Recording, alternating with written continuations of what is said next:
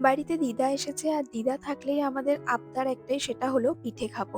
শীতকালে পিঠে খেতে কিন্তু খুবই ভালো লাগে। আর তাও যদি সেটা দিদার হাতের নারকেল পিঠে হয় তাহলে তো কোনো কথাই নেই। মায়ের হাতে খেতে ভালোই লাগে কিন্তু দিদার হাতে একটা অন্যরকম স্বাদ।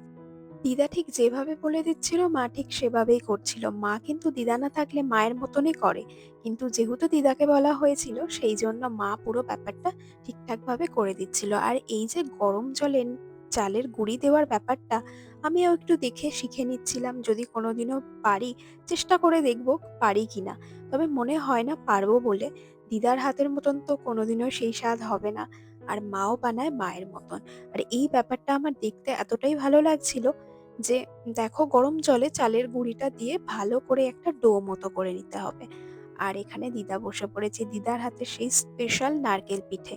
এইটাই একমাত্র দিদাকে করতে বলা হয়েছিল, কারণ দিদা এত সুন্দর যে পাকটা দেয় না, যেটা আমিও করতে পারি না। আমি চেষ্টা করেছিলাম, বলেছিলাম একটা দুটো পিঠে আমিও করব, তাও কিন্তু এই যে দিদার মতন কিন্তু আর হয় না। তারপর এখানে মা, আমি, দিদা আমরা সবাই মিলে বসে পড়লাম পিঠে তৈরি করতে। আসলে পিঠে তৈরি করতে বসবো সেটা নয়, সবাই মিলে যে গল্পটা হয় না, সেটা আরো বেশি ভালো লাগে।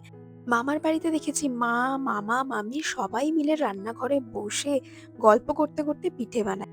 কিন্তু তখন আবার আমরা থাকি না।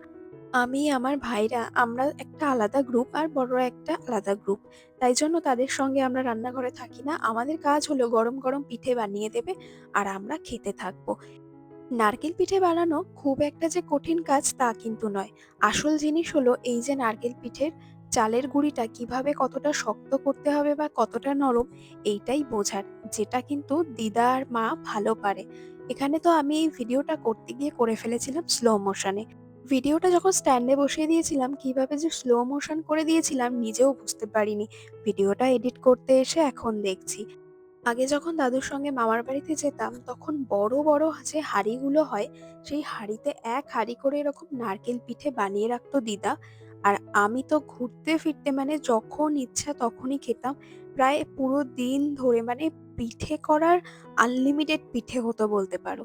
যেখানে আনলিমিটেড নারকেল পিঠে, আনলিমিটেড ভাজা পিঠে, মানে এতটাই পরিমাণে হতো সেই বড় বড় হাঁড়িতে, মানে তখন দেখার মতন ছিল। তো চলো, কথা বলতে বলতে আমাদের এখানে গরম গরম পিঠে একদম রেডি।